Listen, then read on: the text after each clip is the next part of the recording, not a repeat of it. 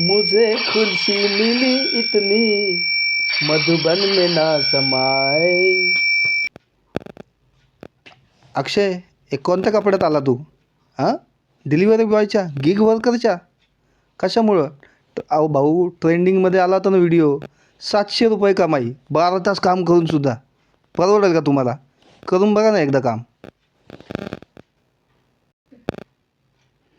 मित्रांनो, मी सुद्धा कोरोना काळामध्ये गिग वर्कर म्हणून काम केलेलं आहे. हां, हे स्विगीचा चेहरा पब्लिकमध्ये दाखवायची हिंमत मी ठेवतो आहे. काय म्हणून? त्यांच्या समस्या मांडणार कोण? तुम्हाला दारामध्ये मिळतं या सगळ्या गोष्टी. तर हे गिग वर्कर म्हणजे काय? गिग वर्कर म्हणजे डंजो होतं, आधी स्विगी होतं, त्यानंतर आता उबेर आहे, झेप्टो आहे, अमेझॉन आहे, फ्लिपकार्ट आहे. अशा बऱ्याच कंपनीचे जे कॉन्ट्रॅक्च्युअल कर्मचारी असतात त्यांना म्हणतात गिग वर्कर. लोक ह्याच्यामध्ये का जॉईन होतात? ह्याचे फायदे काय?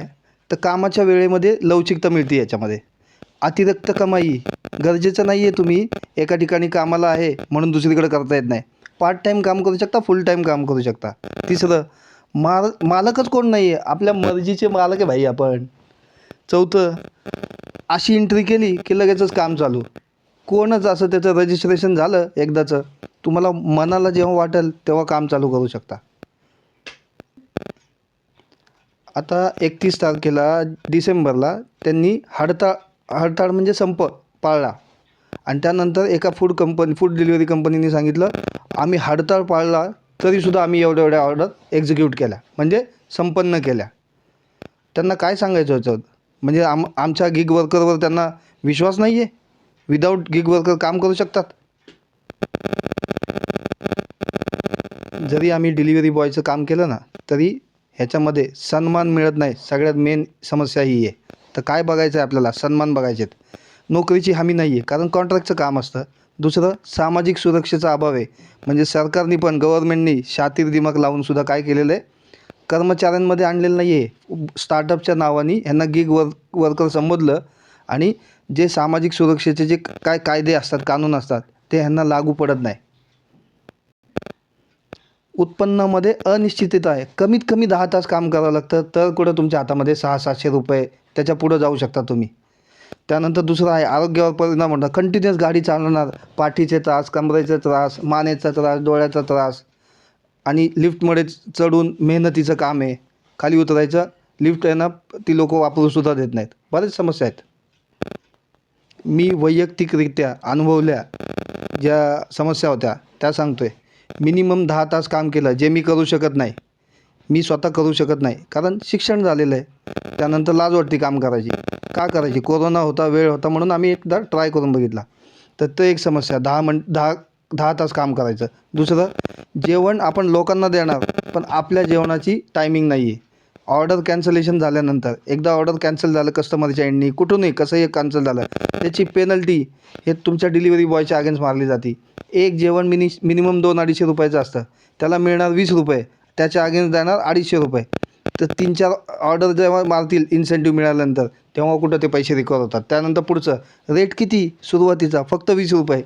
त्यानंतर लोकेशन कस्टमर काय करतात? मुद्दामून अलीकडचं टाकतात की जेणेकरून त्यांचा डिस्टन्स कमी व्हावा, डिस्टन्स फी कमी व्हावी म्हणून. त्यानंतर पुढचं काय, असं स्विगीचं जॅकेट विकेट घालून बोलायला लागलं की ID कार्ड ब्लॉक होणार. त्यानंतर पुढं डिस्टन्स दाखवणार. स्विगीवाले आम्हाला काय सांगणार? हे एकदम जवळ आहे मॅपमध्ये आणि असणार एकदम लांब असणार. तर ते डिस्टन्सचे पैसे कोण देणार तुम्हाला? ह्या बऱ्याचशा समस्या मी स्वतः फेस केलेल्या आहेत त्यांच्या. कोण बोलणार यांच्याबद्दल? आहे का कोण? कोणीतरी बोललं पाहिजे, त्यांना सरकारला सांगितलं पाहिजे. ह्यांना पण चांगल्या पद्धतीने काम करायची संधी मिळायला पाहिजे. मित्रांनो, मी फक्त समस्या मांडणार नाही आहे आणि त्या कंपन्यांना ज्यांनी रोजगार दिलेला आहे या लोकांना, त्यांना नावं ठेवणार नाही आहे. ह्या कोर्स करेक्शन कंटिन्यूस होत असतं. त्यामध्ये काय करावं लागणार आहे त्यांना? त्यांनी कुणाकुणाला काम दिले? दिव्यांग बांधवांना काम दिलं, ज्याला एका डोळ्याने कमी दिसत असेल, एक पायाने अपंग असेल, व्हीलचेअरवर बसून डिलिव्हरी करणारी माणसं आहेत, स्त्रिया आहेत ह्यामध्ये. त्यानंतर काही लोकांनी बिझनेस स्वतःचे चालू केले, ते चालले नाही, बंद पडले, म्हणून इमिजिएट नोकरी कोण देणार? हीच लोकं देतात. हे सगळे बेनिफिट आहेत. बाकीच्यांसारखं मी फक्त समस्या नाही मांडणार, ॲडेड ॲडव्हान्टेज पण आहेत त्याचे. तर बेसिकली ही लोकं कोण आहेत काम करणारी? ही बाहेरून गावाहून आलेली लोकं आहेत, ज्यांना इमिजिएट कुठं काम मिळतं? इमिजिएट इथंच काम करायला मिळणार आहेत. हे असे सगळे फायदे आहेत. तर मी व्यवसायाच्या, बिझनेसच्या विरोधात नाही, पण गरीब ही लोकं कोण आहेत? गरीब लोकं आहेत. गरीब लोकं म्हणजे ज्यांच्याकडं अतिशय गरज आहे या जेवणाची, खाण्याची, तीच लोकं हे इथं काम करू शकतात. पण जरी त्यांना काम असेल, तरी त्यांना सामाजिक सुरक्षा देण्याचं पण बंधन या सरकारने दिलं पाहिजे. नक्की या समस्या तुम्हाला आवडल्या असतील, नक्की सराफ फाउंडेशन चॅनलला लाईक करा, शेअर करा, सबस्क्राईब करा. धन्यवाद.